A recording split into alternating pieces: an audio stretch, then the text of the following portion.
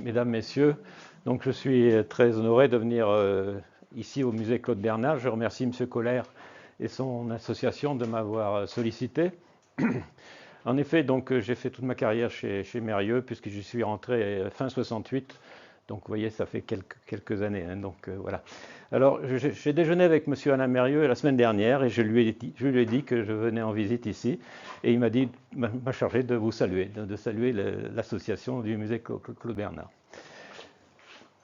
Donc, ce que je vais vous raconter, c'est une très belle histoire. Ce sont 4 générations qui se sont mises au service de la lutte contre les maladies infectieuses.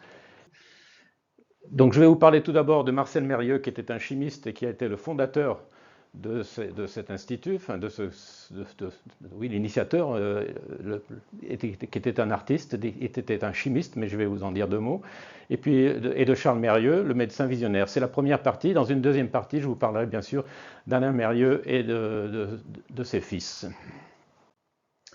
Alors Marcel Mérieux, il y a déjà une petite faute là-haut, et donc il est né en 1870 et il est décédé en 1937. Il était donc chimiste. Allez-y. Et donc son père voulait qu'il rejoigne l'usine Rivoire et Carré, qui est à Lyon au bord de Saône, parce qu'il était très ami avec M. Carré. Mais lui préférait donc faire de la chimie. Il s'est donc inscrit à l'école de médecine, l'école de chimie de Lyon. Et donc, il en est sorti diplômé. Il a ensuite voulu se spécialiser dans le domaine des colorants. Et vous verrez pourquoi tout à l'heure. Parce que, bon, il est issu d'abord d'une famille de soyeux. Et donc, on sait que, bien sûr, les colorants étaient très importants pour cette industrie. Mais ça va servir aussi pour la bactériologie. Donc, il aura comme patron Jules Rollin, qui était donc dans cette école de chimie, mais surtout, il va aller faire sa thèse en Allemagne, chez le célèbre Carl Fresenius, et donc il va faire une thèse justement sur les colorants, et ça va lui permettre d'avoir ensuite des contacts avec le monde de la bactériologie. Allez-y. Donc, nous sommes dans une époque où il y a énormément de découvertes. Et on sait qu'en 1882, notre ami Robert Koch en Allemagne a mis en évidence le bacille tuberculeux. Allez-y. En 1885, Louis Pasteur, vous le savez, a donc mis au point le fameux vaccin de la rage. Mais on en reparlera un petit peu plus loin. Et puis, donc, surtout, en 1894, à la suite d'un courrier que Émile Roux avait fait au directeur de l'école de chimie de Mulhouse, où notre ami Mérieux était passé, il a été embauché à l'Institut Pasteur comme assistant du docteur Roux. Et on le voit sur cette photo, il est là. Donc il est là derrière, donc dans cette équipe remarquable entourant le dénommé Pasteur. Allez-y. Donc il va y passer quelques mois, et puis il va revenir sur Lyon. Il va travailler quelques mois à Vèze, de ce qui était ensuite le début de Rhône-Poulenc, mais surtout il va créer son propre laboratoire en association avec un vétérinaire qui s'appelle Henri Carré. Si vous avez un chien, tout le monde connaît la maladie de Carré, mais c'est lui qui a donc mis en évidence la maladie de Carré. Et donc ils vont travailler tous les deux, mais ils vont se séparer assez rapidement. Et donc notre ami, allez-y, donc Marcel Mérieux va créer son propre laboratoire rue Childebert dans les locaux de l'Hôtel-Dieu. Bon, cette plaque existe encore, on peut la voir à Lyon quand on va visiter le secteur. Alors à cette époque-là, les bactéries vedettes de l'époque, c'était bien sûr les streptocoques, responsables de cette fameuse fièvre puerpérale qui tuait beaucoup de jeunes mamans dans les maternités parce que on n'avait pas de notion d'hygiène, on passait de la salle d'autopsie à la maternité et donc il y a eu pas mal de dégâts dus à des streptocoques. Et on les a mis en évidence, ils étaient donc responsables de cette fièvre. Il y a bien sûr la fièvre typhoïde avec les salmonelles, la diphtérie, ce sont des corynébactéries, et je vous en disais un mot tout à l'instant, c'était le bacille tuberculeux. OK ? Alors, il va donc revenir sur Lyon, et son travail, ça va être de faire du diagnostic d'abord pour les hôpitaux lyonnais, mais aussi, la photo n'est pas très jolie, mais enfin, elle a son âge, hein, bien sûr, et donc il va également produire des sérums, parce que lors de son stage à Pasteur, il avait appris à faire des sérums thérapeutiques Et donc il a voulu lui aussi démarrer ce type d'activité, notamment sur les bactéries dont je viens de vous parler à l'instant. Donc il avait une première ferme qui était située à Caluire, où il y avait 1 ou 2 chevaux, un âne, je crois. Et puis, donc, c'est là qu'il a démarré vraiment son activité de préparation de sérum sur chevaux. On continue. Donc, il va donc ensuite déménager en 1912 rue Bourgelat. Son frère, qui est donc un soyeux relativement aisé, va construire un très bel immeuble qui est là, rue Bourgelat. Alors, au passage, je vous signale que cette rue s'appelait avant la rue du Manège, puisque c'était la rue où il y avait le manège de Claude Bourgelat. Je ne sais pas si vous connaissez Claude Bourgelat, c'est le fondateur de la première école vétérinaire du monde en 1761. Et donc, elle s'appelait rue du Manège. Elle a ensuite pris le nom de rue Bourgelat. Et c'est là que la famille Mérieux s'est installée. Et c'est le frère donc, de Marcel Mérieux qui a construit cet immeuble où Marcel va venir s'installer avec son premier laboratoire et sa famille. On continue. Nous sommes rue Bourgelat. Alors, à côté des sérums qui sont produits, bien sûr, dans la ferme de Caluire, il va donc également produire de la tuberculine. Tuberculine qui a eu une histoire un petit peu chaoteuse avec Robert Koch, mais finalement qui a pu être catalogué comme un excellent produit pour faire le diagnostic de la tuberculose. On continue. Alors, des années passent, hein.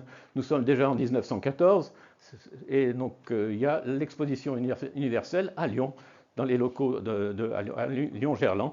Et donc notre ami Marcel Mérieux a un petit stand où il fait la publicité pour ses premiers produits qui sont là, hein. Donc voilà. On continue. Donc ensuite, les années passent. La guerre est terminée, mais pas tout à fait terminée, mais il va quand même pouvoir acheter un terrain à Marcy-l'Étoile, une vingtaine d'hectares dans cette petite commune qui est, vous le savez, au nord-ouest de Lyon. Et donc, c'est un petit village, c'est un hameau, puisque Marcy-l'Étoile, à cette époque-là, n'est indépendant, si j'ose dire, que depuis 1872. Avant, c'était un hameau de Sainte-Consort, c'est un village qui est un petit peu au-dessus.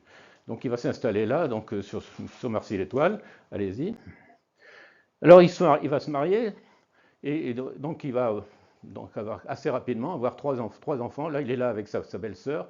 Il va épouser une demoiselle Condamin. Et donc, on voit notre ami Charles Mérieux qui est là. Et donc, on va voir cette famille évoluer tout doucement. Et donc, allez-y. Et donc, il va donc s'installer à Marcy-l'Étoile. Je viens de vous le dire. Donc, il va créer ce qu'on appelle l'IBM, l'Institut biologique Mérieux, IBM. Et donc, là, vous avez une photo qui date de 1926. N'allez pas croire qu'il y avait tout ce personnel. Et il y a aussi les habitants de la commune qui sont là pour une inauguration. Et donc, on y produit des sérums sur chevaux. Mais également, allez-y, un petit peu plus loin. Allez, voilà la photo. On va continuer. Allez-y. Et donc, vous voyez ce qu'est devenu aujourd'hui Marcy-l'Étoile. Hein.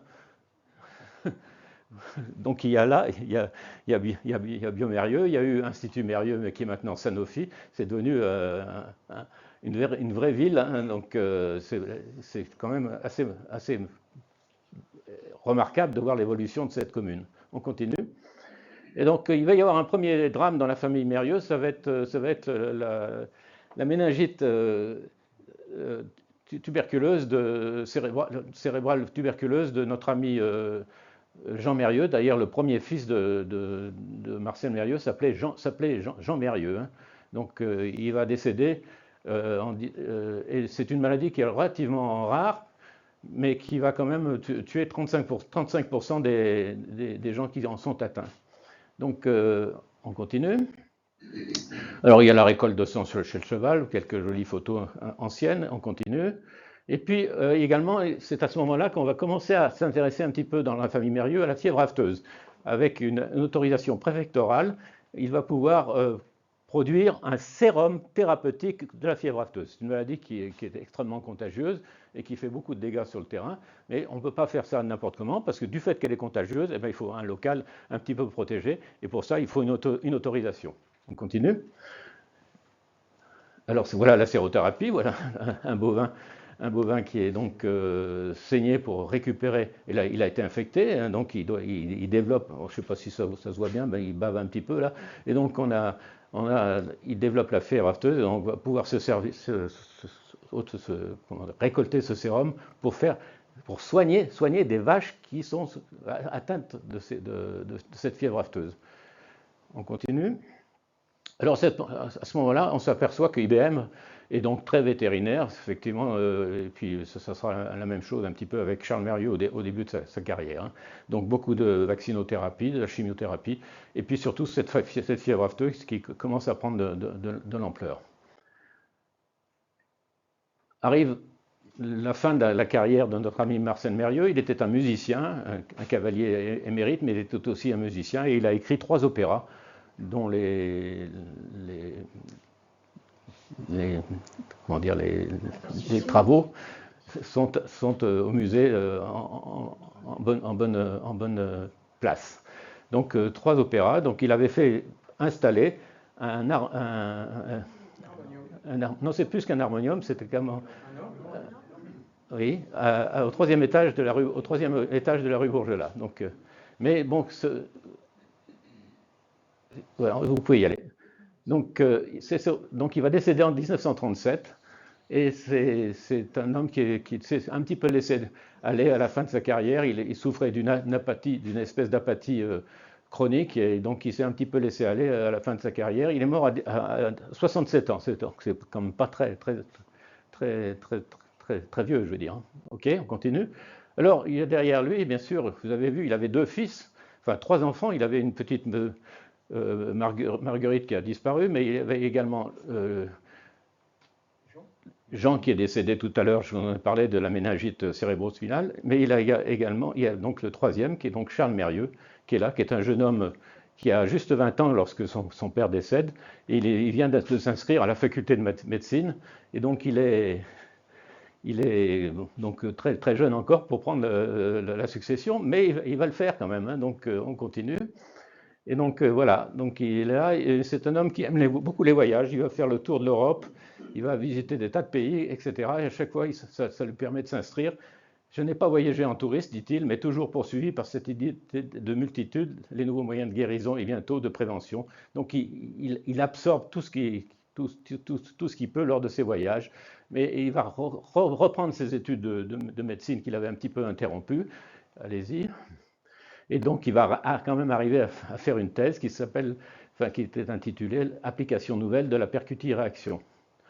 Donc, alors Charles Mérieux, c'est donc voilà, lui qui va donc dont je vais vous parler maintenant. C'était un médecin, on va le dire visionnaire.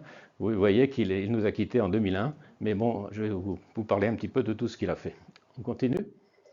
Alors, au début des années 40, et la guerre est là, donc il va donc produire sur des bovins, parce qu'il est très ami avec le maire de Lyon, donc il a la possibilité d'avoir accès aux bovins qui sont abattus à ce qu'on appelle la mouche, donc aux abattoirs de la mouche. Il va donc pouvoir récolter des sérums qui vont servir pour les enfants dénutris. Mais derrière cette activité, il va pouvoir adosser une autre activité, mais cette fois-ci clandestine, allez-y, de donneur de sang. Donc, il n'a pas du tout le droit de le faire, mais il l'a quand même fait. Donc, ces donneurs, il va les recevoir un petit peu plus tard, à la fin de la guerre. Mais ce sang est à destination des résistants. Donc, et Madame Mérieux a beaucoup participé à cette affaire pour aller distribuer ces pochettes de sang. Hein. Donc, on continue. Alors, nous sommes donc 42 au laboratoire de Marcy. Alors déjà, à cette époque-là, il disait « Je rêvais de vacciner tous les enfants du monde. J'allais commencer ma carrière enseignant des vaches pour la fièvre afteuse. » On vient de le voir. On continue. Et donc, ces sérums thérapeutiques sont produits là à Marcy-l'Étoile. C'est un des premiers laboratoires. Vous voyez des chevaux. Il y en avait déjà une bonne trentaine, mais vous verrez tout à l'heure qu'il y en aura beaucoup plus. On va continuer. Et donc, en 1947, comme je vous ai dit, il est ami avec Édouard Herriot. Son objectif, c'est de s'intéresser de plus près à la fièvre afteuse et donc de créer un institut pour fabriquer du vaccin de la fièvre afteuse. Alors, la fièvre afteuse, à cette époque-là, on produit un vaccin sur les animaux vivants. C'est la méthode dite de Waldmann. Donc, on infecte les animaux. On va ensuite prélever les aftes et donc si j'ose dire, petit moulin, grand moulin, on produit un vaccin qui va servir donc ensuite à vacciner les premières vaches. Et donc, au cours de ses voyages, en 1934, il avait rencontré un monsieur qui s'appelait Hermann Fraenkel. Et ce monsieur, lui, avait déjà mis au point une culture du virus de la fièvre afteuse dans des flacons. Donc, il va donc garder cette idée en tête, et c'est seulement, comme vous l'avez vu, en 1947, qu'il va vouloir donc démarrer cette culture dans son laboratoire à Gerland, dans les locaux des abattoirs. Donc c'est une culture qui se fait en flacon, mais surtout un petit peu plus tard. Allez-y. Alors notre ami Charles Mérieux continue à voyager. Cette fois-ci, ça va être vers l'Amérique du Sud. Il va aller distribuer, il va prendre l'avion. Vous voyez, c'était un DC-3. Je ne sais pas si vous vous souvenez de ce genre. Les anciens doivent se souvenir de ce type d'aéroplane. Et donc DC-3, il arrive en Colombie et avec du vaccin. Et donc il va distribuer ça va être les premières exportations du vaccin anti-afteux. Alors, je vous ai dit, il y a eu la création de l'Institut de l'IFA Mérieux, Institut français de la fièvre afteuse, IFA, et donc ce sont les premiers locaux qui vont donc évoluer très singulièrement. Et donc une nouvelle technologie commence à être mise au point, c'est la technologie industrielle de production en fermenteur. Voilà. Donc on va continuer. En même temps, il est déjà en relation avec d'autres scientifiques, notamment avec la poliomyélite. Et donc, il va organiser une première réunion dite rencontre européenne de standardisation biologique, mais il va y en avoir toute une série ensuite concernant tous les sujets qui ont été travaillés dans nos instituts. La fièvre afteuse et puis la polio, bien sûr. Donc, on continue. Là, vous avez l'équipe originelle de la fièvre afteuse avec le docteur qui est là. Alors, le docteur, au passage, hein, tout le monde à Lyon l'appelait le docteur. Hein, quand on parlait du docteur, à Lyon, on savait que c'était Charles Mérieux. Hein. Donc, M. Makoviak, qui a été un des premiers directeurs, il y en a eu un autre avant, M. Girard, et puis le docteur Jean Fontaine, qui est toujours en vie. Jean Fontaine, je l'ai eu au téléphone hier, il a 97, je crois, 96. Voilà, donc on continue. Alors voilà cette fameuse technologie en fermenteur qui a été développée, dite technique de Fraenkel, que ensuite on a développé largue à manu ailleurs. Aujourd'hui, au musée de Confluence, il y a une de nos cuves qui est en démonstration permanente au musée de Confluence. Donc, alors cette fois-ci, il s'agit d'une technologie où on a des lambeaux d'épithélium lingual de bovin qui donc sont infectés. Et ensuite, après bien sûr un timing de culture suffisant, on va récolter les surnageants et traiter ces surnageants, faire de l'inactivation, associer le vaccin avec de la saponine, enfin, etc., etc. Mais bon, je ne vais pas aller trop dans le détail des produits, ce n'est pas l'objet d'aujourd'hui. Hein. On continue. Alors, c'est un véritable pont aérien qui se fait vers l'Amérique du Sud. Je vous l'ai dit, il avait pris déjà il a mis le pied en Colombie, mais après, il va donc on va commencer à continuer à exporter, et puis on va créer les premières filiales sud-américaines. On continue. Alors IFA Mérieux, voilà, donc IFA Mérieux, voilà le laboratoire qui existe encore, mais malheureusement, je crois qu'il va être déconstruit bientôt. Et donc, voilà, dans ce grand institut, on a mis au point un tas de produits. Allez-y. Donc voilà une équipe qui travaillait en zone contaminée. Votre serviteur, il est là. Vous voyez, je suis là. Monsieur Fontaine, dont je vous parlais tout à l'heure, il est là. Donc voilà. Et donc on a travaillé non seulement sur la fièvre afteuse, mais sur des tas d'autres produits dont je vous donnerai tout à l'heure une petite idée. Allez, on continue. Alors, ce sont des vaccins pour animaux, toute espèce confondue, vous voyez. Ça va du canari qui est là, aux chevaux. Il y a un cheval, oui, il est là. Donc, en passant par les moutons, et puis bien sûr les animaux dits de compagnie, qui sont le chat, le chien, enfin, etc. Et puis beaucoup de produits aussi dans le domaine de l'aviculture et d'espèces dorantes. OK ? Alors, il faut se dire que dans cet institut, vous aviez les vétérinaires, puis à Marcy-l'Étoile, dont je vous ai parlé tout à l'heure, ce sont des bactériologistes. Il y avait des bactériologistes à Marcy-l'Étoile et puis des vétérinaires à l'IFA. Alors à l'IFA, on a commencé aussi à travailler sur des maladies humaines. On a commencé à produire le vaccin de la grippe humaine. On a commencé à travailler également sur la polio, qui se faisait dans des flacons qu'on appelait des Sovirel. Et puis on a également travaillé sur alors la grippe, voilà, c'était fait sur eux. Donc, et puis on a donc ensuite continué. On a donc aussi travaillé sur les vaccins de la rougeole, enfin, etc. Et puis tout ça, la virologie ensuite est partie à Marcy-l'Étoile, et la bactériologie vétérinaire qui était née à Marcy-l'Étoile est descendue à l'IFA. Et c'était vraiment à ce moment-là que les activités humaines et vétérinaires se sont tout doucement séparées. Alors, Charles Mérieux, qui était un grand créateur, a voulu aussi avoir un secteur où on puisse faire élever des animaux de laboratoire. Alors ce truc s'est appelé IFA-CREDO, hein, Centre de recherche des Oncins, là. Et donc c'est à Saint-Germain-sur-l'Arbrelle. Et donc on a produit beaucoup d'animaux, mais on y a fait aussi pas mal d'expertise sur des produits pharmaceutiques, enfin, etc. Et puis également, les chevaux, il y en avait une vingtaine, je vous l'ai dit, à Marcy-l'Étoile à une époque. Et bien on a transféré tout ça à Alba. Il a acheté une ferme pas loin de Montélimar, au village d'Alba. Et on a eu jusqu'à 300 chevaux d'honneur de sérum sur cette grande unité, avec un vétérinaire qui était là en permanence, enfin, etc. Donc, vous voyez, ça avait pris déjà beaucoup d'allure, hein, beaucoup d'envergure. OK.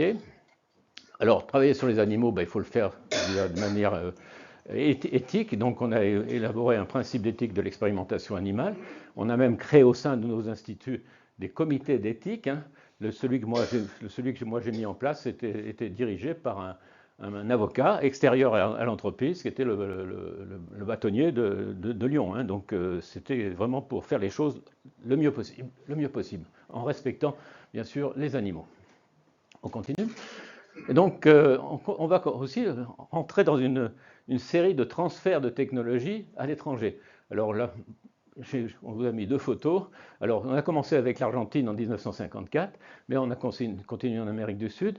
En 1962, je vais vous montrer une photo tout à l'heure. Et puis, on est allé un peu plus tard au Brésil, etc. Il y a eu aussi un gros projet qui s'appelait l'URSS. On a eu également, j'ai perdu, le Botswana, dont je vous dirai deux mots aussi. Donc là, vous avez l'usine de l'Irak. Alors, voilà une usine qui a été donc démarrée dans la région de Bagdad, à Dora.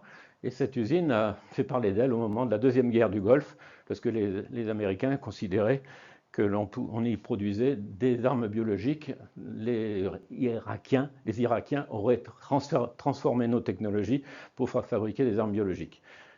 Si ça vous intéresse, on pourra discuter de cette affaire plus loin.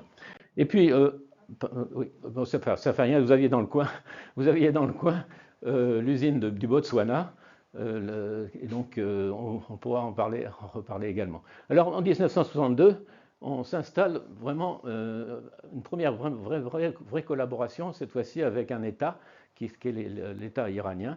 Et donc à Essarak, un petit peu plus loin, pas tout à fait à Téhéran, mais à un certain nombre de kilomètres, il y a un centre qui s'appelle Essarak, et là vous avez une équipe qui est là, et là vous avez le docteur Mérieux avec certains membres de notre équipe qui sont donc à Essarak. Alors moi j'ai eu la chance, mais toi aussi je crois, hein, j'ai eu la chance d'aller passer quelques mois là-bas pour aider nos amis iraniens dans la production du vaccin F2. On continue. Alors, pas de frontière entre deux médecines. Là, je vous ai beaucoup parlé de vétérinaire, mais en même temps, le docteur Charles Mérieux menait de front des tas de projets dans le domaine de la virologie et de la bactériologie humaine. Alors, il va donc avoir des contacts avec des grands noms, comme sur la polio, avec Lépine, Sébine et Salk. Vous continuez. Et le dénommé Salk, il va devenir son grand ami. C'est avec lui qu'il avait fait la promotion du vaccin inactivé de la polio, tout en sachant qu'on a également produit le vaccin vivant, celui que l'on donne sur un sucre, et qui permet actuellement d'essayer d'éradiquer la poliomyélite. Vous savez qu'avec le Rotary International et les fonds qui nous viennent des États-Unis, eh bien, on est en train d'essayer d'éradiquer cette maladie, mais avec quand même quelques soucis, parce que bon, chaque fois qu'il y a une guerre, on repart un petit peu, pas à zéro, mais on a quelques soucis. On continue. Donc voilà les fermenteurs de production de la polio à Marcy-l'Étoile qui est devenu un très, très grand institut. Alors, le VPO, c'est le vaccin oral, et celui-là, c'est le vaccin inactivé, qui donc est injectable. On continue. Donc, dès 1952, une autre activité se développe grâce à Charles Mérieux. Il a voyagé, il va un petit peu au Canada, il va dans la région de l'Illinois, et il apprend que l'on va utiliser le sérum placentaire, enfin le sang placentaire, pardon, pour produire des immunoglobulines. Et cette idée va germer dans son esprit. Il va commencer à développer cette technologie dans la région lyonnaise. On va aller récupérer les placentas dans les maternités lyonnaises, mais ça va prendre une envergure mondiale, puisqu'on va aller recevoir jusqu'à 4000 tonnes de placentas par an. C'est à peu près 7% des natalités mondiales, et donc avec une très grosse usine dont vous voyez ici la photo, et on va préparer des immunoglobulines polyvalentes, enfin, etc., qui vont servir, et puis d'autres produits qui serviront pour des technologies de cosmétologie, enfin, etc. Bon, on continue. Alors, on va également s'occuper des vaccins bactériens. Et Charles Mérieux, qui vous ai dit tout à l'heure, il voulait vacciner tous les enfants du monde. Donc il y a quand même quelques maladies infantiles qui sont dues à des bactéries, ne serait-ce que la coqueluche, par exemple, et puis bien sûr les méningites. Donc on va devenir des gros producteurs de bactéries grâce à tous ces fermenteurs qui, vous voyez, qui sont quand même assez impressionnants. C'est des technologies très puissantes. On continue. Et donc, arrive une date très importante, 1963, c'est la mise en route de Biomérieux, qui est une association au départ avec Becton Dickinson. Et donc ça, c'est l'œuvre d'Alain Mérieux, dont je vous parlerai plus longtemps tout à l'heure. Donc on veut maintenant promouvoir le diagnostic et bien sûr ce diagnostic pouvant aider à la prévention. On y va. Alors c'est aussi une date importante, ce de 1967, puisque c'est la première prise de participation de Rhône-Poulenc dans l'Institut Mérieux. Donc on est associé maintenant à Rhône-Poulenc, et ça permet quand même à la famille Mérieux de pouvoir se faire aider financièrement pour continuer ses projets. Et puis 67 aussi, c'est une date importante, c'est la première fondation qu'a voulu donc Charles Mérieux, en honneur de son père. Elle s'appelle la Fondation Marcel Mérieux. Et donc, peut-être certains d'entre vous en ont entendu parler. Alors, non seulement le siège est à Lyon, mais également, vous avez le centre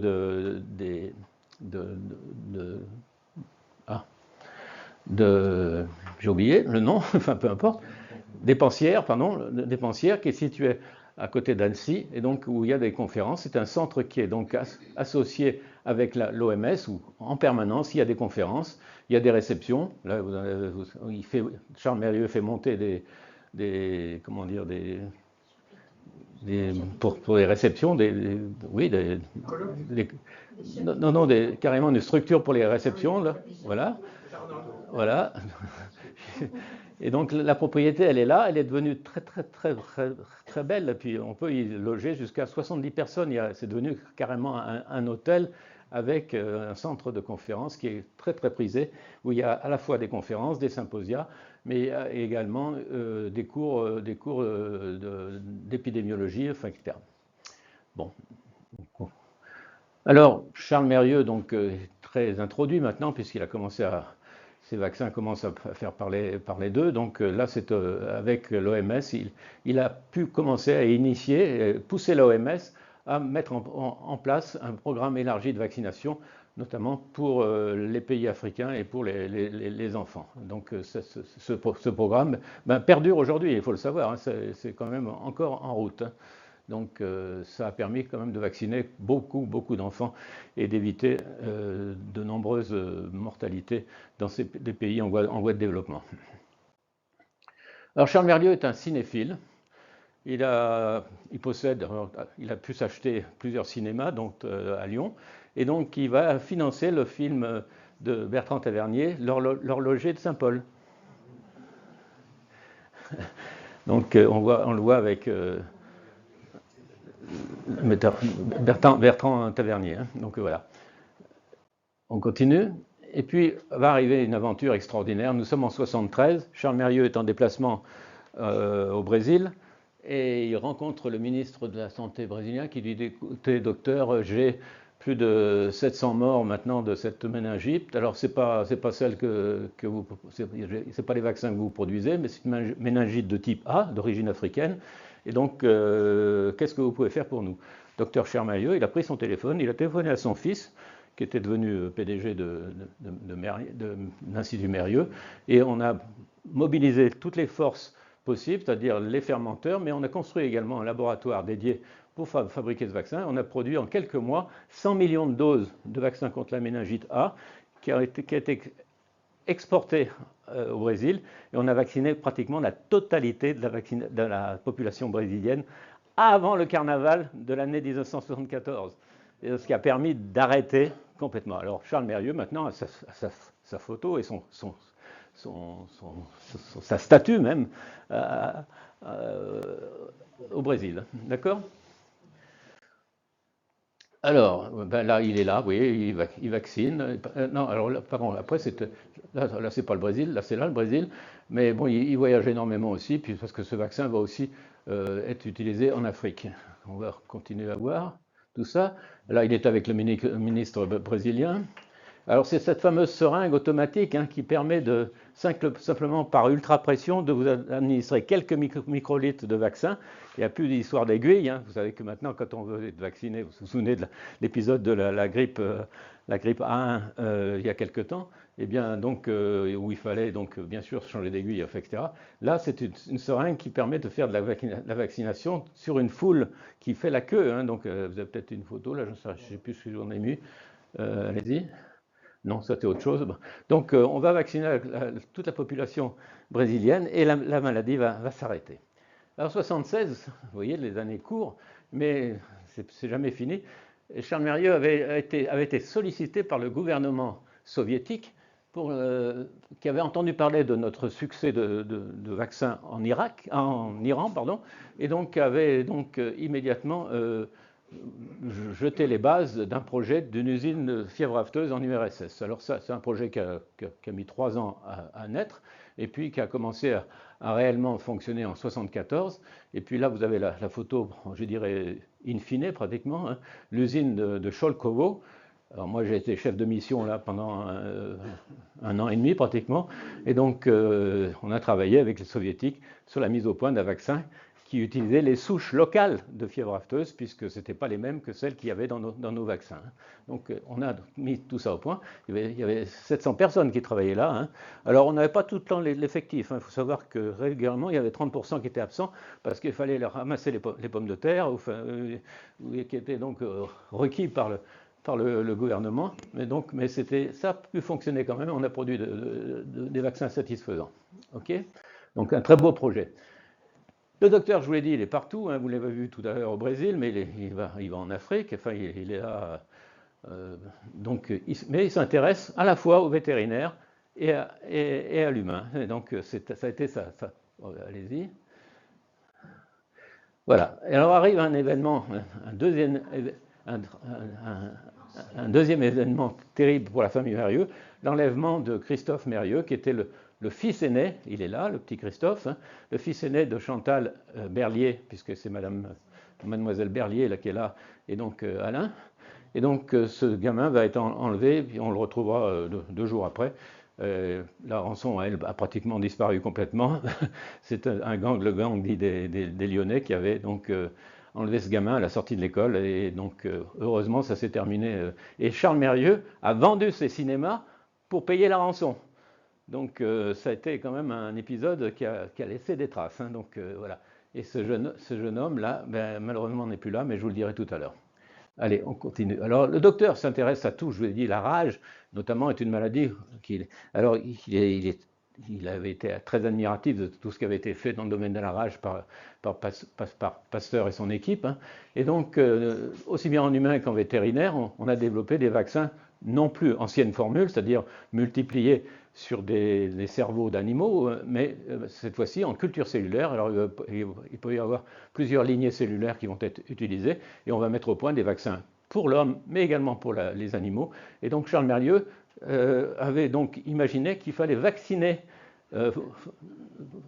tous les chiens errants là on est en Amérique du Sud, hein, et donc on va vacciner tous les chiens errants, et on va voir la courbe de vaccination qui va grimper comme ça, et la courbe de cas de rage va complètement passer dans l'autre sens. Ça a été un succès remarquable aussi de l'intervention de Charles Mérieux avec les équipes de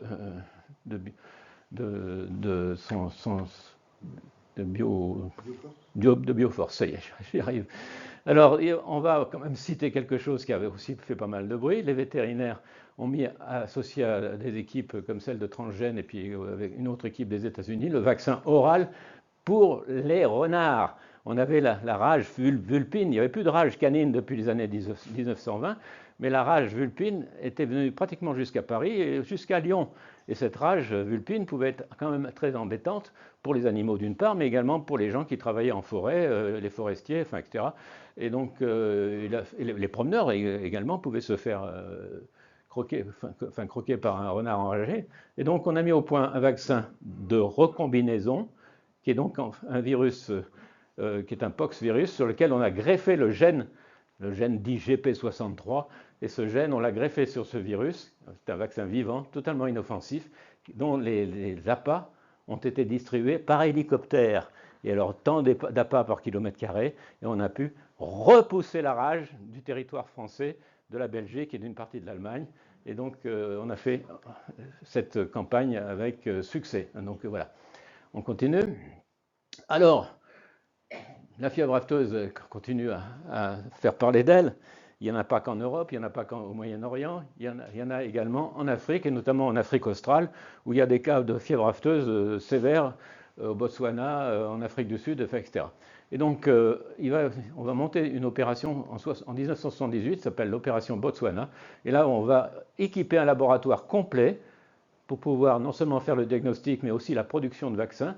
Et ce laboratoire va être mis dans un avion gros porteur, et on va exporter ce laboratoire directement au Botswana, où on va donc signer un contrat avec le gouvernement botswanais. Et donc ça se passe en 1978, tout ça. Donc, et ce projet, d'ailleurs, a duré jusqu'à dernièrement. Il était en train de s'arrêter, mais il était encore vivant il y a quelques temps. Donc on continue. Charles Mérieux aime bien les vétérinaires, vous l'avez senti. Il va créer Vétérinaires sans frontières, ici avec mon confrère Perrotin, mais avec le jeune, comment il s'appelle, Chaumel, voilà, Chaumel. Et donc on va avoir les Vétérinaires sans frontières qui vont donc œuvrer en Afrique et dans les pays en voie de développement, et qui continuent, d'ailleurs, ça existe toujours. Hein. Donc on va aller plus loin encore. Et puis il va créer également Bioforce. Alors Bioforce, tout à l'heure vous avez vu en Amérique du Sud la vaccination des chiens susceptibles de contaminer les enfants, notamment avec la rage. Donc il va créer Bioforce, qui est une école qui va donc diplômer des logisticiens, des chefs de projet, des spécialistes de l'eau et de la sanitation, enfin, etc., etc. Et donc ce truc est situé dans la banlieue lyonnaise. Et donc, chaque année, il y a des promotions, etc. Et ces jeunes gens diplômés vont ensuite participer à des opérations sur le terrain, donc avec les ONG. Ah, le docteur et son jet. Alors ça, il avait donc, la photo n'est pas très belle, mais ça fait rien. On voit que c'est un jet, et qu'il partageait avec Monsieur Ribou, l'homme des yaourts, hein, et donc de Danone. Et donc, il avait toujours une idée de voyage en tête. Moi, j'ai le souvenir, parce que je faisais partie des 5 ou 6 peut-être qui sollicitaient régulièrement. Il nous téléphonait à 6h30 du matin. Yves, vous avez lu les journaux? Ah ben pas encore, docteur. Passez rue Bourgelat. Je passais rue Bourgelat, on prenait le café ensemble. Vous êtes libre à 11h? Ben, il faut que j'aille au laboratoire. Ah, non, non, venez, on partait à Bron, parce que à ce moment-là c'était Bron, et on prenait le jet, on allait voir le professeur Tartampion, à droite, à gauche. Et un jour, j'ai téléphoné à ma femme, je lui ai dit, tu sais où je suis à Munich. Hein. Elle me dit, mais qu'est-ce que tu fais à Munich? Ben, je suis avec le docteur. Hein. Donc, voilà. Donc, c'était la façon de procéder de Charles Mérieux. Hein. Donc, Moi, j'ai vécu des trucs terribles, hein. Par exemple, en Israël, je pars avec lui. C'était une maladie qui venait d'apparaître. L'OMS avait organisé une réunion urgente. Il me dit, vous venez avec moi, etc. On est dans le même hôtel. 6h30, tac, tac, tac, la porte de l'hôtel. On peut discuter. Oui, moi j'étais en pyjama, hein. Je me suis mis dans la salle de bain, je me suis rasé. Charles Mérieux était sur un tabouret devant la salle de bain et on a discuté alors que je me rasais. Et j'étais en pyjama, hein. Donc c'était formidable. Vivre des trucs comme ça, c'est extraordinaire quand même.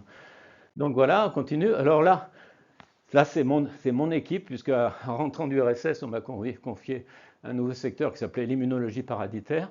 Et donc, on a mis au point, en 6 ans, je crois, 6 ou 7 ans, on a mis au point le premier vaccin antiparasitaire du monde, vaccin industriel, hein, parce qu'il y a des essais à droite, à gauche, dans des laboratoires pour des vaccins.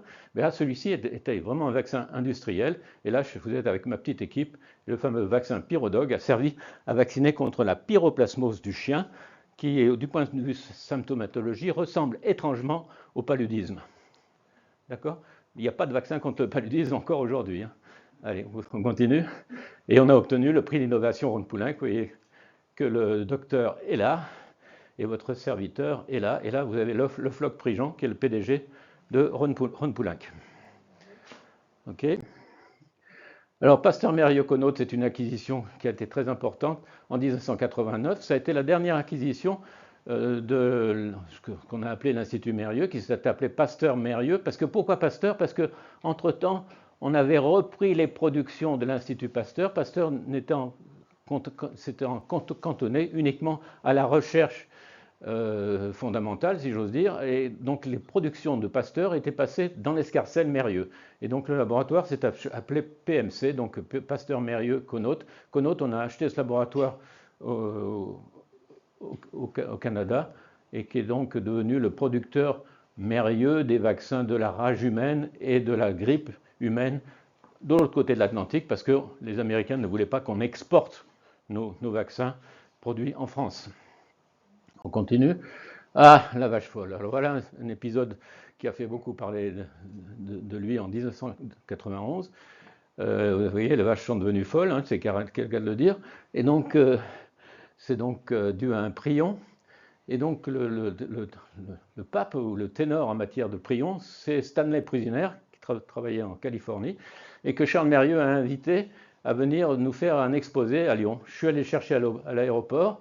Et donc, on a pu discuter. Il nous a dit, n'utilisez plus de matières premières d'origine bovine pour la production de vos vaccins.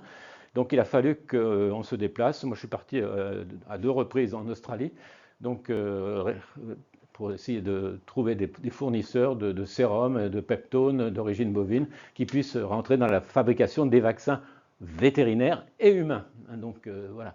Donc, Stanley Prusiner, il a eu le prix Nobel, hein, ensuite. OK, on continue. Alors, voilà une des dernières réalisations du docteur Charles Mérieux, le fameux laboratoire P4, qui, vous savez, si vous allez à Lyon, il a été doublé il n'y a pas très très longtemps. Il n'y avait qu'un seul bâtiment, il y en a 2 maintenant. Voilà donc la tenue de ceux qui travaillent dans ce laboratoire. Et donc Charles Mérieux donc, a inauguré ce laboratoire en 1999, ça doit être la suivante, je pense. Oui, voilà, en présence de Jacques Chirac qui est là. Et donc il avait revêtu la fameuse tenue non pas de cosmonaute, mais qui y ressemble, pour travailler dans ce type de laboratoire. Alors, dans ce laboratoire, on y travaille les agents les plus pathogènes qui existent. Et donc ce laboratoire, aujourd'hui, appartient toujours à la maison Mérieux, mais ce n'est plus la maison Mérieux qui le fait fonctionner, c'est l'INSERM, donc, qui donc dédie ses locaux à des recherches. Il peut y avoir, par exemple, en ce moment avec l'Ebola, c'est une équipe de l'Institut Pasteur, hein, qui travaille dans ce laboratoire P4. Hein. On a parlé aussi de ce P4 au moment de la Chine. Hein, si ça vous intéresse, on pourra en reparler un peu après. On continue. Les derniers temps du docteur, il est dans son bureau, là, vers la place des Nez, là. Il y avait toujours beaucoup de documents. Je me demandais comment il arrivait à s'y retrouver, mais il y arrivait, il n'y avait pas de problème. Et il est toujours très aimable pour nous recevoir lorsqu'il avait besoin de nous. Moi, je l'ai vu pratiquement 6 mois avant son décès, et il était déjà bien atteint. Il est mort à 91 ans, hein, le 17 ou le 19 janvier 2001. Alors, les vétérinaires, je vous ai dit, il les a beaucoup appréciés, mais c'était inversement, les vétérinaires l'appréciaient également. Et donc, l'école vétérinaire de Lyon, donc, qui est aujourd'hui Vétagro Sup, a donc, vous voyez, ça s'appelle Merci Docteur ici, et donc a érigé un monument qui est juste à l'entrée de l'école vétérinaire de Lyon, là, au campus vétérinaire qui est à Marcy-l'Étoile. Et donc, on a ce beau bâtiment. Donc, Charles Mérieux nous a quittés donc, en 2001. Alors, on va passer à la dernière série de générations. Vous avez Monsieur Alain Mérieux. Ah, je suis presque. Bon, Alain Mérieux, qui est le pharmacien, c'est un grand patron, humaniste. Il est non seulement donc pharmacien, mais il a également donc été à Harvard. Et puis donc son fils Alexandre lui a fait HEC, et c'est l'héritier actuel de Biomérieux. On continue. Alors là, c'est la naissance, je vous le disais tout à l'heure, 1963, je l'avais déjà évoqué, création de BD Mérieux, BD Dickinson, Becton Dickinson, pardon, et Mérieux. Et donc, mettre les plans du nouveau laboratoire qui va naître. Hein. Donc, voilà. Alors, 1975, voilà Alain Mérieux qui est en famille. Les enfants ont grandi. Hein. Et donc, vous avez les trois garçons qui sont là. Vous avez donc Christophe, Rodolphe et Alexandre. Christophe, il était là, hein, donc c'est lui qui est là et là. Hein. Ok, on continue. Et donc, on va avoir également évolution dans le domaine vétérinaire. Je vous ai dit tout à l'heure, vous avez vu la photo, je vous avais marqué Ifa Mérieux, puis Rhône Mérieux. Ben, en 1943, Rhône Mérieux naît avec un très beau bâtiment là, qui était à Gerland. Il n'existe plus, il a été cassé il n'y a pas très longtemps. Et donc, moi, j'avais mon bureau juste en haut là. Et donc, Rhône Mérieux, ben, c'est l'association, si vous voulez, des activités vétérinaires de Specia, de Roger Bellon, de l'Institut de sérothérapie de Toulouse, enfin, etc. Tout ça regroupé au sein de Rhône Poulenc. Et c'est donc pour ça qu'on s'est appelé à cette époque-là Rhône Mérieux. Et on est devenu réellement le premier laboratoire vétérinaire du monde. Hein. Alors, bon, ce schéma, j'aime bien le montrer parce qu'il était dans le musée avant, bon, il n'y est plus, mais ça permet de voir quand même que tout est démarré de là, puis que les trois activités, qu'elles soient vaccinales pour devenir aujourd'hui Sanofi Pasteur, oui, là on est encore à Pasteur-Mérieux, on devait venir avant Six Pasteur, Sanofi Pasteur. Là, on est dans le domaine vétérinaire avec Rhône Mérieux, Mérial, qui aujourd'hui est Boehringer Ingelheim. Et puis tout ça, c'est Biomérieux qui est né, qui a grandi, qui a racheté Transgène, qui a racheté Silicaire, qui a racheté ABL, et puis qui a donc pris le nom de Mérieux Alliance pendant un certain temps pour reprendre le nom d'Institut Mérieux en 2019, je crois. Voilà, on continue. Alors, Biomérieux, ben, c'est toutes les technologies de diagnostic. Alors, celle de 1987, on va faire l'acquisition d'API System. Ce sont des petites cupules de plastique avec des petits milieux révélateurs. Et vous avez les tests négatifs ici, le test positif. Ça va nous permettre d'identifier les bactéries très, très rapidement sur des systèmes très, très performants. Ensuite, on va continuer avec la reprise d'un laboratoire américain qui s'appelle Vitec, et qui a un système qui s'appelle VIDAS, et qui va permettre de faire un diagnostic très rapide. Vous savez, c'est carrément une carte de crédit dans laquelle on a injecté par ce petit tuyau le prélèvement, et on va avoir en quelques heures le résultat, on saura quelle bactérie est concernée et quel antibiotique il faut utiliser. Donc c'est remarquable. Donc ça a été développé ensuite pour d'autres secteurs que la bactériologie Saint-Stricto, dans le domaine de la génétique et également de la virologie avec le HIV. Alain Mérieux a fait un peu de politique. Il a été un temps, pendant 5-6 ans, l'adjoint de Charles Millon au sein du conseil régional. Et donc, il était chargé de tout ce qui était relations extérieures, etc. Mais bon, leur relation va s'estomper et il semblerait que Charles Mérieux ayant un peu évolué vers la droite, si ce n'est l'extrême droite, Charles Millon, pardon, pas Charles Mérieux, Charles Millon, va donc se séparer, ils vont se séparer. D'accord? Alors, en 93, vous avez l'intégration de l'IM dans Rhône-Poulenc. Là, c'est l'intégration complète. Et puis, c'est à cette époque-là que, quand même, que la famille Mérieux va carrément abandonner tout ce qui est vaccinologie, aussi bien humaine que vétérinaire, pour se consacrer uniquement à l'aspect diagnostic avec Biomérieux. Donc, c'est quand même une époque importante que nous avons vécue, hein, bien sûr. Et donc, ça mérite quand même d'être signalé. On continue. Jean Mérieux donc, est là. Alors Jean Mérieux, c'était le frère aîné d'Alain Mérieux, parce que c'est un autre Jean. Il y avait un Jean dans la génération d'avant, mais là c'est un autre Jean. Il est médecin et il participe aux travaux de la mairie de Lyon, mais il est également le promoteur de tous les vaccins associés, hein, les DT-Coq et autres. C'est un peu le travail de... Là, il est à Paris, avec le professeur Pierre Lépine, en train de faire donc, la promotion de ces vaccins associés. Et malheureusement, troisième drame, il est là, on le voit, il est là, encore jeune, dans l'équipe de la municipalité. Et donc, il va ensuite décéder. Allez-y. Il va donc faire une thèse, quand même. Je vous ai dit, il est médecin, mise au point de l'injection de rappel d'anatoxine tétanique. Et ce laboratoire, on va l'appeler le laboratoire Jean Mérieux, laboratoire P4, on va l'appeler Jean Mérieux, mais il va se tuer en voiture sur l'autoroute en rentrant d'une réunion à Paris. Et ça va être le troisième drame de la famille Mérieux. On continue. Alors je vous l'ai dit, bon, l'Institut Mérieux se désengage en 1994. Rhône-Poulenc qui va devenir Aventis, puis aujourd'hui Sanofi. Enfin bon, ok. Là, maintenant c'est une autre histoire. Donc les vaccins ont disparu de la famille Mérieux. Hein. Vous vous souvenez de ce que je vous ai montré tout à l'heure, les trois catégories d'instituts qui se sont séparés. On continue. Alors Rodolphe Mérieux. Rodolphe Mérieux, c'était le deuxième fils d'Alain Mérieux. Et Rodolphe donc, avait fait ses études aux États-Unis, notamment à Atlanta, mais ensuite il avait fait à l'ESSEC à Paris. Et puis il était rentré dans l'Institut en 1995.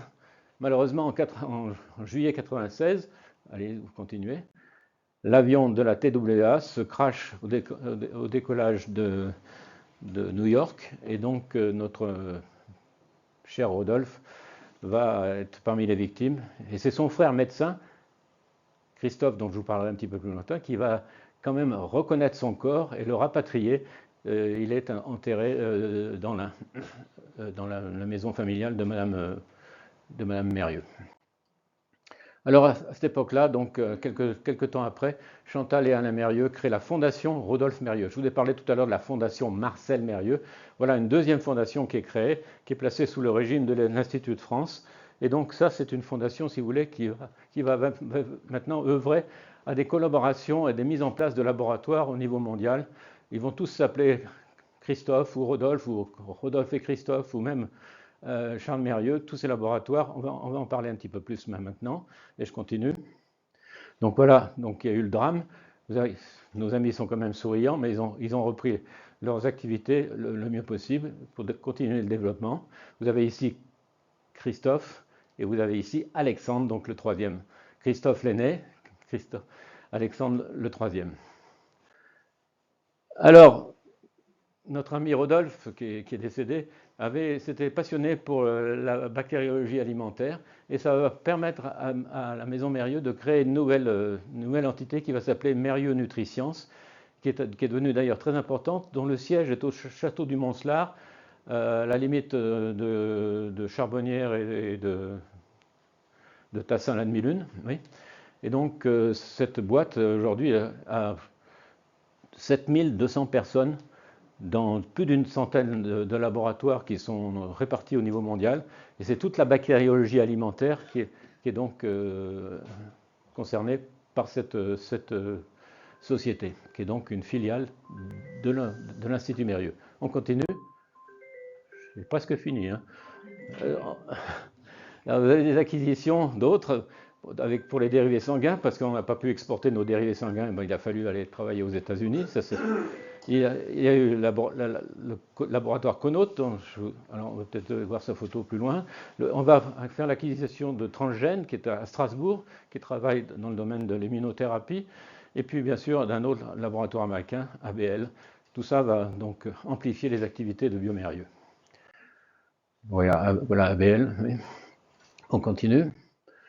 Je reviens là, donc vous voyez, ABL est là, nous sommes là. Et on a fait l'acquisition de Transgène ici et de Silicaire. Silicaire, c'était une boîte qui faisait un laboratoire qui n'était pas très important, qui faisait du diagnostic alimentaire, mais qui est devenu Nutriscience aujourd'hui. On continue.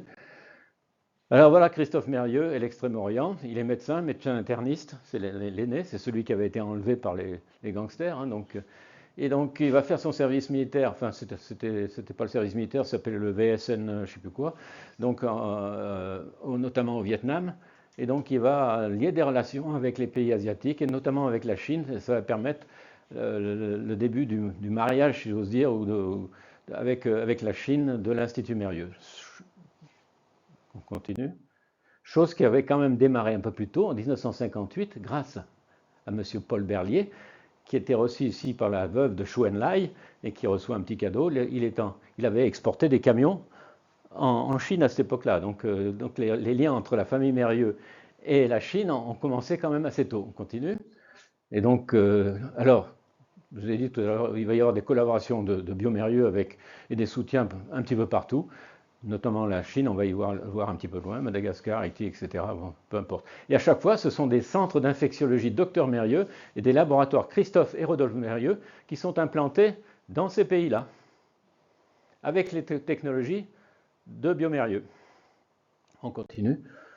Donc un dont on a beaucoup parlé, qui était le centre d'infectiologie Charles Mérieux, qui a été un des premiers en 2005, qui est donc inauguré par non pas par Charles Mérieux parce qu'il était déjà plus là, mais par son fils et son petit-fils. On va y aller, on continue. Voilà, donc nous sommes au Mali, nous sommes à Bamako, on continue. Et donc va arriver un projet très important dont on parle encore aujourd'hui, puisqu'il existe, c'est le fameux Biopôle Biodistrict qui est à Gerland. Alors l'initiateur, c'était vraiment notre ami Christophe Mérieux, qui avait donc imaginé qu'il fallait regrouper un ensemble de laboratoires, d'instituts, de petites entreprises, de PME, enfin, etc., des universités, etc., au sein d'un biopôle qui travaillerait essentiellement sur la microbiologie et la santé. Et donc, il s'était fait aider par le maire de Lyon, pardon, et puis par son père Alain Mérieux, mais ça rentrait tout à fait dans l'esprit de l'ancien, du docteur Charles Mérieux, qui lui avait déjà installé l'IFA à Gerland, puis le laboratoire P4. Donc il y avait déjà, c'était donc Charles Mérieux qui avait déjà initié un petit peu tout ça. Hein, ok, on continue. Alors, le P4, je vous l'ai montré tout à l'heure, maintenant il y a des tas de laboratoires. Là, c'est le nouveau CIRC, centre du cancer, hein, où il y a d'ailleurs la semaine prochaine une réunion sur l'antibiorésistance. Donc on continue. Là, il y a d'autres laboratoires. Celui-ci, je ne sais plus lequel c'est, mais enfin peu importe. On va continuer. Vous voyez, donc il y a tout un. Et le dernier en tête, c'est celui de l'OMS. L'OMS a mis un laboratoire ici à Lyon, grâce à ce biopôle. Donc, ouais, vous voyez, donc l'idée de Charles Mérieux, elle a grandi, elle s'est développée. Et là, c'est le nouveau siège de Boehringer Ingelheim qui a remplacé celui de Merial. D'accord? Alors, décès de Christophe Mérieux, dans des conditions dramatiques. Hein, ils étaient dans leur propriété en juillet 2006 pour une réunion familiale pour, non pas célébrer, mais pour évoquer le décès en 1996 de Rodolphe. Et donc, ils sont ensemble et malheureusement, Christophe, on l'a retrouvé noyé dans la piscine le lendemain matin. On ne sait pas trop ce qui s'est passé, sans doute une crise cardiaque. Voilà. Alors donc ça a été terrible pour Alain Mérieux parce qu'il le voyait vraiment le remplacer. Et donc Christophe n'est plus là, bien sûr. Donc vous voyez. Alors 2007, c'est l'inauguration du musée Mérieux, dont on vous a dit 2 mots tout à l'heure, mais c'est le premier musée, celui qu'on a mis en route avec votre serviteur qui est là. Et donc ce musée n'existe plus, puisqu'on a complètement renouvelé dernièrement. On continue. Alors, je vous ai parlé de Pékin tout à l'heure, mais les relations avec les Pékinois, enfin les Russes, les Chinois surtout, continuent. Et on a l'inauguration du laboratoire Christophe Mérieux, qui, vous le rappelle, avait pris des contacts avec les pays asiatiques, mais surtout avec Pékin au moment de son service militaire. Et donc, il va être, Alain Mérieux va être reçu et va donc même avoir des liens, non pas d'amitié, mais de relations privées, on va dire, avec Xi Jinping. On continue. Alors Xi Jinping, il est là, hein, avec son épouse, et il est là, donc avec Alain Mérieux qui visite. Et puis on continue. Alors voilà, donc ça n'est pas arrêté, ça continue, hein. Alain Mérieux était encore en Chine il n'y a pas très longtemps, malgré son âge, puisqu'il a 50 plus que moi, donc il circule encore, hein. Et on a l'inauguration d'un centre d'infectiologie, cette fois-ci à Madagascar. C'est aussi un des pays donc Alain Mérieux a beaucoup aidé et continue de beaucoup aider. Donc à Madagascar, et là avec Madame Chantal Mérieux qui est là. On continue. Alors, également Haïti. Alors, Haïti, Rodolphe Mérieux, qui est décédé, je vous l'ai dit, avait, au moment où il faisait son service militaire à la Banque mondiale, avait des relations assez étroites avec Haïti. Il s'y déplaçait régulièrement. Et c'est resté dans la tête d'Alain Mérieux, qui a donc, avec son épouse, financé ouh là là, il me manque les mots, hein. Des orphelinats, ça y est, je vais y arriver, des orphelinats, mais il n'y va plus maintenant parce que c'est trop dangereux, puis vous savez que c'est un pays où on ne peut plus mettre les pieds, hein. Donc, mais les orphelinats continuent à fonctionner grâce à ce que Alain Mérieux fait pour eux, d'accord? Alors, l'Ebola en Afrique. Alors, vous voyez, les années progressent, on va bientôt arriver à la fin, hein. On est en 2019. Ebola en Afrique de l'Ouest, c'est la deuxième fois qu'il y a de l'Ebola en Afrique. Cette fois-ci, c'est vraiment dans les pays de l'Ouest. Voilà, donc Alain Mérieux, bien sûr, va s'en occuper. On va envoyer du matériel, etc. Mais surtout, comme ça continue à faire des dégâts en Afrique un peu plus en République démocratique du Congo, plus bas, il va faire ce qu'on avait fait nous pour la fièvre afteuse, vous vous souvenez, avec un laboratoire totalement équipé. Et ben, il va envoyer, regardez, ça va rentrer dans un gros porteur, hein, c'est en fait un avion russe, un avion russe. Vous voyez le nombre de roues là, du terrain d'atterrissage, hein, quand même. Et donc on va envoyer ce laboratoire en République démocratique du Congo, et donc c'est à Goa. Et ce laboratoire fonctionne aujourd'hui, fait le diagnostic de l'Ebola in situ, c'est-à-dire en Afrique localement. On continue. Ben, voilà la charge, hein, donc il s'appelle laboratoire Rodolphe Mérieux. On continue. Alors, il y a une alliance qui se fait entre Pasteur et Mérieux dans le domaine du diagnostic. On sait que l'Institut Pasteur a des laboratoires également dans vos pays au niveau mondial. Et bien, ces laboratoires de diagnostic communiquent avec les laboratoires Mérieux au sein d'une alliance, et donc ils échangent leurs résultats, leurs observations, enfin, etc. Et ça continue aujourd'hui, hein. On continue.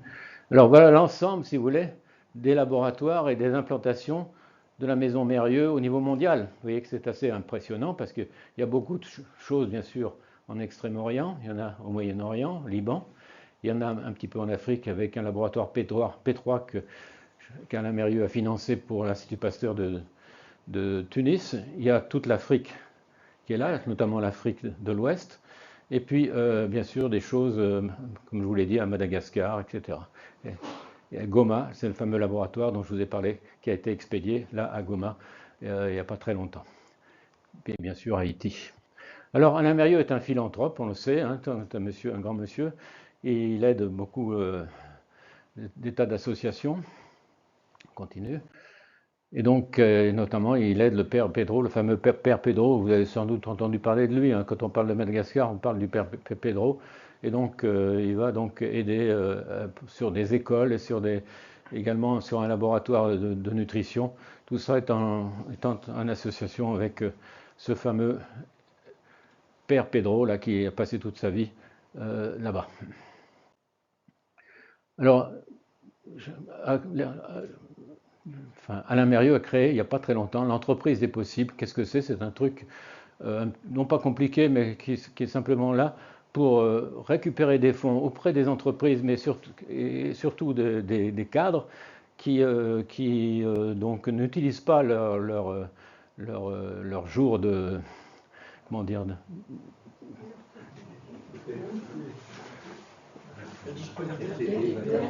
de congé ou autre. Et donc, avec ces subsides, ça permet ensuite d'aller aider les plus fragiles. Et donc, bien sûr, Alain Mérieux qui est ici. Et donc, on est le président, et c'est le créateur et le président. Hein. Mais c'est un truc qui fonctionne, il n'y a pas de problème. Donc, on continue là, et puis on aura bientôt terminé. Donc, il a fait également. Le château du Mont-Slarge, je vous en ai parlé tout à l'heure avec Mérieux Nutriscience. Ben, il y a également un bâtiment, mais également des petits chalets qui sont donc utilisés par des gens nécessiteux, qui n'ont pas de logement, enfin, etc. Ils sont dans le parc, hein, vous voyez qu'ils sont bien équipés, et ils permettent à des familles nécessiteuses de pouvoir s'installer provisoirement en attendant de trouver d'autres solutions. C'est dans le parc du Mont-Slarge, qui est donc entre Charbonnières et Tassin-la-Nuit-Lune, là. Et puis, une de ses dernières réalisations, ça a été quand même l'association du répit. Alain Mérieux, qui est là, avait une très belle propriété à Tassin-la-Demi-Lune. Il en a fait cadeau à France Répit, qui est donc dirigée par Henri de Rohan, qui est là. Et l'inauguration, il y avait Madame Macron. Et donc cette affaire, c'est pour, si vous voulez, héberger des gens qui sont usés par la maladie de leurs proches. Vous savez que quand il y a l'Alzheimer, très souvent les conjoints sont au bout du rouleau parce que c'est tellement épuisant qu'ils s'en sortent plus. Et je sais que je suis bien placé puisque j'ai vu mon beau-père mourir 2 mois après son épouse qui avait la maladie d'Alzheimer. Hein. Donc c'est quelque chose de très utile où les gens viennent se retaper un petit peu. Ça s'appelle l'association France Répit, qui est donc à Tassin-la-Demi-Lune. Alors, la famille Mérieux est fidèle à Lyon, à sa région, il y a des lycées, il y a des avenues, des places qui s'appellent Mérieux. Et donc on voit des tas de bâtiments qui portent le nom de Mérieux dans la région. Et on continue. Et voilà, donc simplement, dernièrement, il y a eu un nouveau siège mondial qui est aussi l'illustration de la fidélité à Lyon et à sa banlieue, puisque là c'est à Marcy-l'Étoile. C'est le nouveau siège mondial de Biomérieux, qui est un superbe bâtiment et qui est donc sur la petite ville de Marcy-l'Étoile dont je vous ai parlé tout à l'heure. Et puis voilà, donc 2017, il y a le passage de Xi Jinping à Marcy-l'Étoile. Il va même passer dans le couloir du musée. J'aurai l'honneur de lui serrer la main. Enfin, l'honneur, je ne sais pas. Enfin, donc voilà, la politesse, on va dire. Et donc aujourd'hui, le PDG de Biomérieux, c'est Alexandre, le 3e fils d'Alain Mérieux, qui est à la tête de ce gros navire, on va dire. Alors on continue, et puis on va en avoir terminé. Là, c'est simplement l'inauguration du nouveau musée dont on vous a parlé tout à l'heure. Vous avez Alain Mérieux ici, l'ancien maire, le nouveau, votre serviteur, il est là. Et donc voilà. Et donc ce nouveau musée, il fonctionne depuis le mois de février-mars 2024. Okay, on continue. Alors dans ce musée, il a organisé pendant des années des grandes conférences sur différents sujets. Là, on n'a pas une belle salle comme vous avez ici, mais on était obligé de se rapatrier sur l'école vétérinaire, dans l'amphithéâtre d'honneur de l'école vétérinaire qui est à Marcy-l'Étoile. Et donc vous voyez qu'on pouvait avoir pas mal de monde lorsqu'on faisait nos conférences. Hein. Donc moi j'ai géré cette affaire pendant... Ici vous avez le professeur Freinet qui est là, et Alain Mérieux qui est là. Vous voyez?